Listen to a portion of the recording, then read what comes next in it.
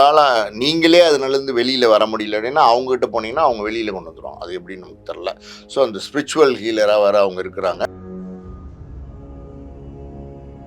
So இவருடைய கவலைகளை சொல்லியிருக்கிறாங்க. அவங்க மருந்தாக இருந்திருப்பாங்கன்னு நினைக்கிறேன். பெரிய கிராண்டான ஒரு ஃபங்க்ஷனாக பண்ணி அதில் ஜெயம் ரவி கெனிஷாவோட ஜோடி போட்டு அவதூறு கருத்துக்களை கெனிஷா பதிவிடல, ஹேக் செய்யப்பட்டு வேற யாராவது பதிவிட்டாங்களா, இதெல்லாம் பார்த்தீங்கன்னா சைபர் கிரைம் போலீஸ் தான் விசாரித்து சொல்லணும். நீங்கள் ஒரு நடிகராக இருக்கிறதுனால, செலிபிரிட்டியாக இருக்கிறதுனால நீங்கள் ஒரு ரோல் மாடலாக இருக்கும்.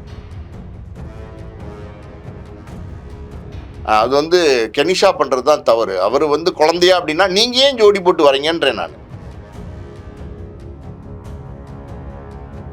இது தப்பு. அதாவது ஒரு குடும்பத்தை கெடுக்கிற வேலையை அவங்க பண்ணிட்டு இருக்காங்க. இது ரொம்ப ரொம்ப தப்பு. Come from a community like you. I come from a community where my parents have said always respect people, don't cheat anybody, don't lie to anybody, don't take what is not yours. Don't don't erupt a volcano just because you want to see fire all around you. I come up from that upbringing. பொதுத் தேர்வில் மாநில அளவில் சிறப்பிடம் பிடித்த நாமக்கல் குறிஞ்சி matric மேல்நிலைப் பள்ளி 10 பங்கு பொதுத் தேர்வில் 490 மதிப்பெண்களுக்கு மேல் பெறும் மாணவர்களுக்கு கல்வி கட்டணம் முழுவதும் இலவசம். நீட் ரிப்பீட்டர்ஸ் பேட்ச் மற்றும் ஒரு வருட சிறப்பு பயிற்சி வகுப்புகள். குறிஞ்சி கல்வி நிறுவனங்கள், காவேரிப்பட்டி, நாமக்கல். கிங் டிவி நேயர்களுக்கு வணக்கம். இன்றைய சிறப்பு நிகழ்ச்சியில் நம்முடன் இணைந்திருக்கிறார் ஆஸ்கார் மூவிஸ் தயாரிப்பாளர் பாலாஜி பிரபு அவர்கள். வணக்கம் சார். வணக்கம். எப்படி இருக்கீங்க சார்? நல்லா இருக்கேம்மா. அதாவது குடும்ப பிரச்சனைகளை பொதுவெளியில பேசக்கூடாதுன்னு இவ்வளவுதான் சொன்னாலும் கூட ஆர்த்தி, கெனிஷா, ரவிமோகன் இந்த இஷ்யூ இப்போ ஒரு வாரமா பரபரப்பா பேசப்பட்டு வருது. அதிலும் குறிப்பா கெனிஷா அவர்கள் ஆர்த்தியை பத்தி அவதூறா பரப்புறாங்க அப்படின்ற தகவல் வெளியாகி கோர்ட்ல ஜட்ஜ்மெண்ட்டும் வந்துருந்துச்சு. அதை பத்தி என்ன நினைக்கிறீங்க சார்? அந்த ஆர்த்தி, கெனிஷா, அப்புறம் பார்த்தீங்கன்னா ஜெயம் ரவி, இவங்களுடைய பிரச்சனை ஓயவே ஓயாதுன்னு நினைக்கிறேன். பார்த்தீங்கன்னா கொஞ்ச நாளாக சைலண்ட்டாக இருந்தாங்க. மறுபடியும் ஸ்டார்ட் ஆயிடுச்சு. அது எப்படின்னா, ஜெயம் ரவி, அவருடைய மனைவி ஆர்த்தி, 2 குழந்தைங்க இருக்காங்க, நல்ல குடும்ப வாழ்க்கை. அது எல்லாத்தையும் விட்டுட்டு பார்த்தீங்கன்னா கெனிஷாவோட இப்போ சுற்றிட்டு இருக்கார். அதான் உண்மை. இது எல்லாருக்கும் வெளிப்படையாக தெரியும். அவங்க கோவாவை சேர்ந்தவங்க. அவங்க ஒரு இப்படி பாப் சிங்கர். அவங்க ஸ்பிரிச்சுவல் ஹீலர், அதாவது ஆமாம் தெரப்பிஸ்ட். அதாவது ஏதாவது உங்களுக்கு மனசில் ஏதாவது பிரச்சனை இருக்குது, உங்களால் நீங்களே அதுலேருந்து வெளியில் வர முடியல அப்படின்னா அவங்ககிட்ட போனீங்கன்னா அவங்க வெளியில் கொண்டு வந்துடும். அது எப்படின்னு நமக்கு தெரில. ஸோ அந்த ஸ்பிரிச்சுவல் ஹீலராக வேறு அவங்க இருக்கிறாங்க. படிச்சிருக்காங்களா எனக்கு தெரில அது என்னென்னு. இருக்காங்க. ஆனால் இவங்க எந்த அளவுக்கு ஸ்பிரிச்சுவல் ஹீலர்னு தெரில. ஒரு பக்கம் பாப் சிங்கருங்கிறாங்க, பாப்புலரான பாப் சிங்கர் கோவாவில். இன்னொரு பக்கம் பார்த்தீங்கன்னா ஸ்பிரிச்சுவல் ஹீலர் இருக்கிறாங்க. ஜெயம் ரவி அவர் மன அமைதி தேடி கோவாவுக்கு போனாரா என்னன்னு தெரில. கோவாவுக்கு போன இடத்துல பார்த்தீங்கன்னா இவங்களை சந்திச்சிருக்கிறாரு. இவங்க ஸ்பிரிச்சுவல் ஹீலர் தான் அறிமுகமாகிருக்கிறாங்க. ஸோ இவருடைய கவலைகளை சொல்லியிருக்கிறாங்க. அவங்க மருந்தாக இருந்திருப்பாங்கன்னு நினைக்கிறேன். அது விட்டுருவோம். அதுக்கப்புறம் பார்த்தீங்கன்னா அது காதலாக மணந்துச்சா என்ன கன்றாவையும் நமக்கு தெரியாது. இன்றைக்கி பார்த்தீங்கன்னா ஜெயம் ரவி, கெனிஷா 2 பேரும் தான் ஜோடி போட்டு சுற்றிட்டு இருக்கிறாங்க. சமீபத்தில் ஜெயம் ரவி அவருடைய பட நிறுவனத்தை தொடங்கினார். நிறைய 2-3 படங்கள் பூஜை போட்டார். பூஜை போட்டதுக்கப்புறம் அந்த படம்லாம் என்னாச்சுன்னே தெரில. அது நடக்குதா, எடுக்கிறாங்களா, எதுவுமே தெரில. அது போட்டதோடு சரி. அது பெரிய கிராண்டான ஒரு ஃபங்க்ஷனாக பண்ணி அதில் ஜெயம் ரவி கெனிஷாவோட ஜோடி போட்டு வந்திருந்தார். அந்த மேடையில் வைக்கக்கூடிய காட்சிகள். ஆமாம், கெனிஷா தான் விளக்கேற்று வச்சாங்க. அதனால் அந்த காட்சிகள்லாம் நம்ம பார்த்தோம். இன்னொரு பக்கம் பார்த்திங்கன்னா ஜெயம் ரவி அம்மா அந்த மேடையில் கதறி அழுதையும் நம்ம பார்த்தோம். ஏன்னா மகனுடைய செயல் அவங்க அம்மாவுக்கு பிடிக்கல. அதுதான் உண்மை. இப்படி பண்ணிட்டானே அப்படிங்கிற ஒரு எண்ணத்தில் கதறி அழுதாங்க. அதையும் நம்ம மேடையில் பார்த்தோம். ஆனந்த கண்ணீர்னு ஒரு சிலர் அந்த டைம்ல சொல்லி அது அப்படிதான் ஆளுக்கு ஏற்ற மாதிரி சொல்லிக்க வேண்டியதான். இப்போ நீங்கள் பார்த்தீங்கன்னா அந்த பக்கம் நீங்கள் நின்னீங்கன்னா அது ஆனந்த கண்ணீர், இந்த பக்கம் நீங்கள் நின்னீங்கன்னா அது எப்படி சொல்கிறது, அந்த கண்ணீர் மனவேதனை, குமுறல், என்ன வேணால் நம்ம சொல்லலாம். அந்த விழாவுக்கு பார்த்தீங்கன்னா ஜெயம் மோகன் அவர் பார்த்தீங்கன்னா அவருடைய அந்த எடிட்டர், அவர் ஜெயம் ரவியோட அப்பா, அவர் மோகன், அவர் வரல. காரணம் என்னென்னா அவருக்கு சுத்தமாக இதில் பிடிக்கல. அவர் என்னென்னா இதெல்லாம் சுத்தமாகவே உடன்பாடு இல்லாமல் இருக்கார். இது இப்படிப்பட்ட ஒரு செயலை மகன் செய்வார்னு அவர் எதிர்பார்க்கவே இல்லை. ஸோ அவர் இந்த விழாவில் கலந்துக்கவும் இல்லை. ரெண்டாவது நான் கேள்விப்பட்ட விஷயம் என்னென்னா, சில காலங்களுக்கு முன்னாடி ஏதோ ஒரு மருத்துவ ஒரு ஆப்ரேஷன் அவருக்கு நடந்துச்சு. அந்த நேரத்தில் கூட ஜெயம் ரவியும் கெனிஷாவும் சேர்ந்து பார்க்க போகிறதா ஒரு தகவல் அவருக்கு சொல்லியிருக்காங்க. அப்போ அவர் ஸ்ட்ரிக்டாக சொல்லிட்டாராம், வந்தால் ஜெயம் ரவி மட்டும் வர சொல்லுங்கள், இல்லைன்னா வர வேண்டாம் அப்படின்னு சொல்லிட்டார் போல். அதனால் வந்து இவர் போய் அப்பாவையும் பார்க்கல அப்படிலாம் இருந்துச்சு. ஸோ இந்த சூழ்நிலையில் மறுபடியும் வந்து பார்த்திங்கன்னா இது புகஞ்சிருக்கு. சில ஒரு வருடம் நினைக்கிறேன், வருடத்துக்கு முன்னாடி பெருசாக பேசுனாங்க எல்லா சோஷியல் மீடியாவும்.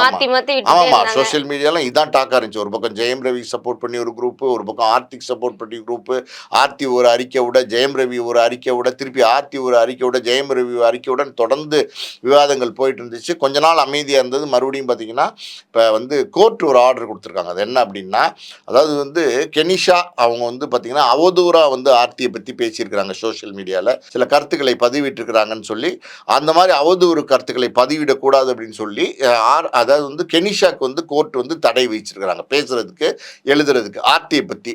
அதாவது இது எப்படின்னா, இது கோர்ட் ஆர்டர் போட்டிருக்கு.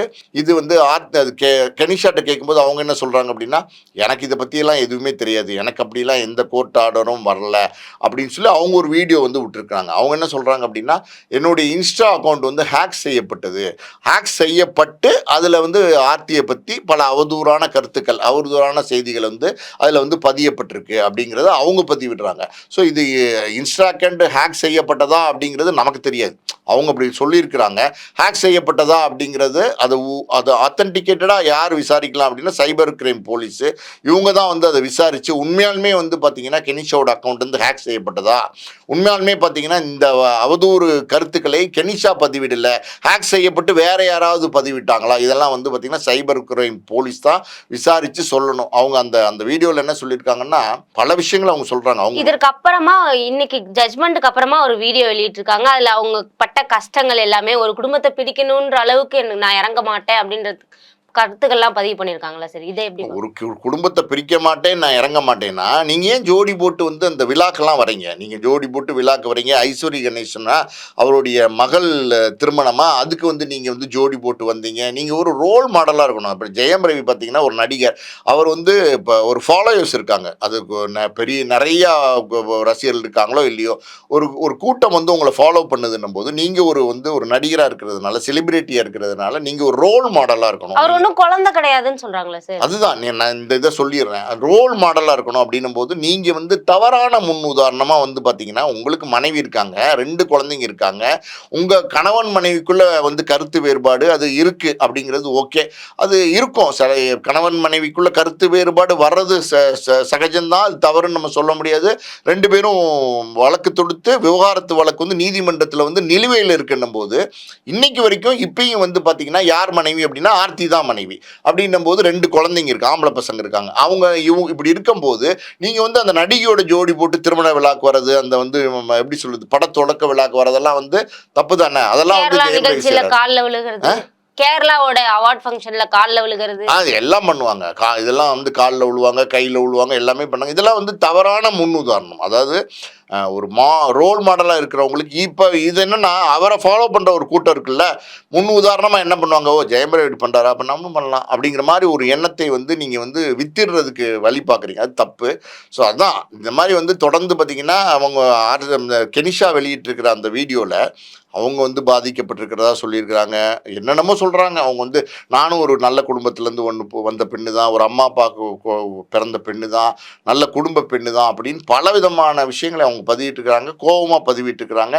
என்னை பற்றி ஏன் இப்படி வந்து நீங்கள் சொல்கிறீங்க அப்படிங்கிறது சொல்கிறாங்க. அதாவது அவங்க 2 பேருக்குள்ள சண்டை அப்படின்னா அவங்க 2 பேரும் சண்டை போட்டோம், அதுக்கு நான் என்ன பண்ண முடியும், எனக்கு அதுக்கும் என்ன சம்மந்தம் அப்படின்னு சொல்கிறாங்க. ஜெயம் ரவி வந்து நீங்கள் சொன்ன மாதிரி பார்த்தீங்கன்னா அவர் என்ன குழந்தைய, அவருக்கு என்ன ஒன்றும் தெரியாத அப்படின்ற மாதிரிலாம் அவங்க பதிவிட்டுருக்காங்க. அவங்க பதிவு அவங்க கோபமாக வந்து பார்த்திங்கன்னா வீடியோ போட்டிருக்காங்க. அது அவங்களுடைய கருத்து. ஆனால் பொதுவான ஒரு கருத்து, பார்க்குறவங்களுடைய கருத்து என்னவா இருக்கும் அப்படின்னா, யாரை குற்றம் சொல்லுவாங்க அப்படின்னா கெனிஷாவை தான் குற்றம் சொல்லுவாங்க. அது வந்து கெனிஷா பண்ணுறது தான் தவறு. அவர் வந்து குழந்தையா அப்படின்னா நீங்கள் ஏன் ஜோடி போட்டு வரீங்கன்றேன். நான் கேட்குற ஒரே ஒரு கேள்வி என்னன்னா, பழகிட்டு இருக்கோம், ஹீலரா இருக்கேன், அவர் வந்து என்கிட்ட கம்ஃபர்டபுளா இருக்காரு, நாங்க நட்பா தான் இருக்கோம். அதெல்லாம் கிடையாதுமா. இதெல்லாம் எப்படின்னா, ஒரு ஆண் பெண் வந்து அது நட்பு மாதிரி தெரியலம்மா. அது பார்த்தா நட்பு மாதிரி தெரியல, புரியுதா உங்களுக்கு? அது நட்பையும் தாண்டி ஒரு உறவு இருக்கிற மாதிரி தான் தெரியுது நமக்கு பார்க்கும்போது. இது அப்படிதான், அதில் ஒன்றும் நம்ம மாட்டுக்கருத்து சொல்ல முடியாது. அது அவங்க தனிப்பட்ட வாழ்க்கை, அதில் நம்ம வந்து இப்போ பெருசாக விமர்சனமும் பண்ண முடியாது. ஆனால் இது தப்பு. அதாவது வந்து ஒரு குடும்பத்தை கெடுக்கிற வேலையை வந்து அவங்க பண்ணி பண்ணிட்டு இருக்காங்க. இது ரொம்ப ரொம்ப தப்பு.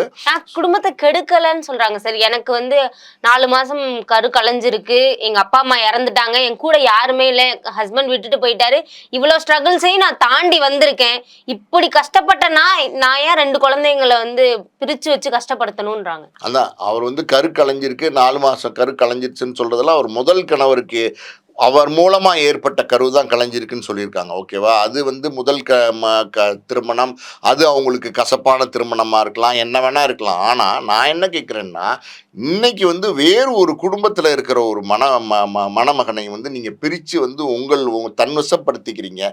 ஹீலர் அப்படின்னா அதுக்கு என்ன மீனிங்? ஹீலர்னா ஒரு மருத்துவம் சொல்றவர் தான் ஹீலர், ஒரு கவுன்சிலிங் கொடுக்குறவங்க தான் ஹீலர். அப்படி இருக்கும்போது அவர் வந்தாரா, அவர் வேதனையை சொன்னாரா, மனவலியை சொன்னாரா, அதுக்கு மருந்தா நீங்க வந்து கவுன்சிலிங் கொடுத்து அதோட முடிஞ்சு போச்சு. ஃபீஸ் வாங்கினீங்களா, அதோட முடிஞ்சு போச்சு. டாக்டர்கிட்ட போறோம், ஊசி போடுறோம், மாத்திரை கொடுக்குறாரு, அப்புறம் தினம் டாக்டருக்கு நமக்கு என்ன உறவு? அந்த மாதிரி தான். புரியுதா உங்களுக்கு? அதை தாண்டி உங்களுக்கு என்ன அதுல நட்பு இருக்குன்னு கேட்கிறேன். நான் என்ன கேட்கிறேன், அந்த நட்பு எங்க இருந்து உருவாச்சு, எப்படி உருவாச்சு? சரி, நட்புங்கிறீங்க, நீங்க சொல்றது நட்பாவே இருக்கட்டுங்க, நட்புனே நம்ம எடுத்துப்போம். அப்படின்னா நீங்க இன்னைக்கு வந்து எப்படி சொல்றது, ஜெயம் ரவி அவர் ஒரு செலிபிரிட்டி நடிகர், அவருடைய மனைவி குழந்தைங்க இன்னும் விவகாரத்தை ஆகாத சூழ்நிலையில நீங்க ஜோடி போட்டு வரதுங்கிறது மத்தவங்க கண்ணை உறுத்துதுல, அது நண்பர்களோட பழகக்கூடாது. தாராளமா பழகலாமா? நண்பர்களா பழகிறதுக்கும் நாங்க யாரோட நண்பர்களா இருக்கணும் அப்படின்னு நீங்க ஏன் முடிவு பண்றீங்க? சோசியல் மீடியா பிளாட்ஃபார்ம் ஏன் முடிவு பண்ணுதுன்னு கேக்குறாங்க. சோசியல் மீடியா பிளாட்ஃபார்ம்லாம் எதுவும் முடிவு பண்ணணுமா? சோசியல் மீடியா பிளாட்ஃபார்ம்ல நீங்க பண்றது தப்புங்கிறதுனால பல பேர் வந்து விமர்சனம் பண்ணிக்கிட்டு இருக்காங்க. யார் சோசியல் மீடியால பிளாட்ஃபார்ம்ல என்ன இவங்களை விமர்சனம் பண்ண போறாங்க? என்ன இவங்க யாருன்னே தெரியாதுமா. இவங்க கோவால இவங்க இருந்தவங்க, இவங்க யாருன்னே தெரியாது. தமிழ்நாட்டு மக்கள் தெரியுமா இவங்கள? கெனிஷா பிரான்சிஸ்னா தமிழ்நாட்டு மக்கள் தெரியுமா? ஆர்த்தின்னு சொன்னா ஜெயம் ரவியோட மனைவின்னு தெரியுமா இல்லையா?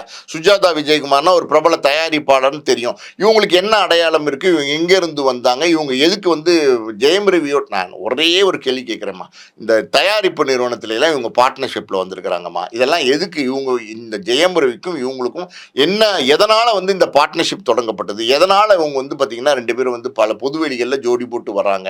அது தவறா இல்லை அப்படின்னா, அது நட்பு தான் அப்படின்னா, அதை நம்ம வந்து பார்க்குறவங்களுக்கு வந்து தெரியுது. இது வந்து பனைமரத்து கீழே நின்றுக்கிட்டு நீங்கள் கல்லே குடித்தாலும், சாரி, பனைமரத்து கீழே நீங்கள் வந்து பாலே குடித்தாலும் அது கல்லுன்னு தான் சொல்லுவாங்க. அந்த மாதிரி தான் இவங்க வந்து, அது எனக்கு தெரிஞ்சு அது நட்பு மாதிரி தெரியல. நாங்கள் நட்போட தான் பழகிட்டு இருக்கோம், பிடிக்கலன்னா எங்களை ஃபாலோ பண்ணாதீங்க, எங்கள் போஸ்ட்டை பார்க்காதீங்க, அதற்காக தவறுதலா வந்து கமெண்ட்லாம் போடாதீங்க அப்படின்னு சொல்லிட்டு ஒரு சில கமெண்ட்கள் போட்டு அதுக்கு கெட்ட வார்த்தையில திட்டியுமே வீடியோ போட்டிருக்காங்க. ஆமாம்மா, திட்டி வீடியோ போடுவாங்க.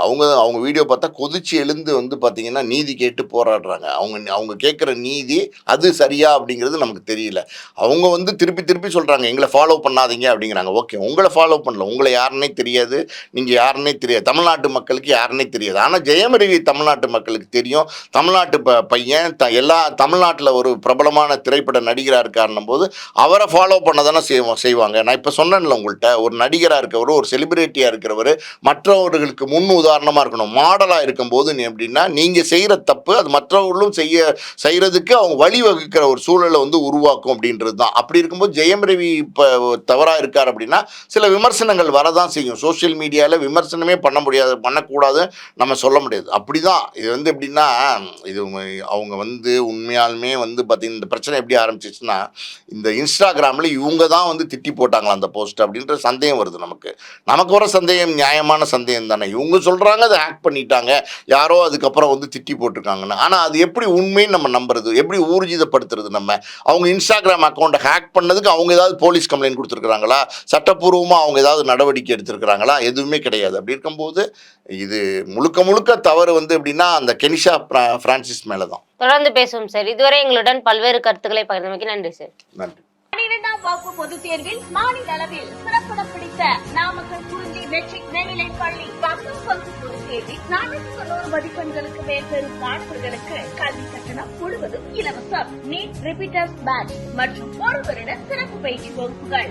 குறிஞ்சி கல்வி நிறுவனங்கள், காவேரிப்பட்டி, நாமக்கல்.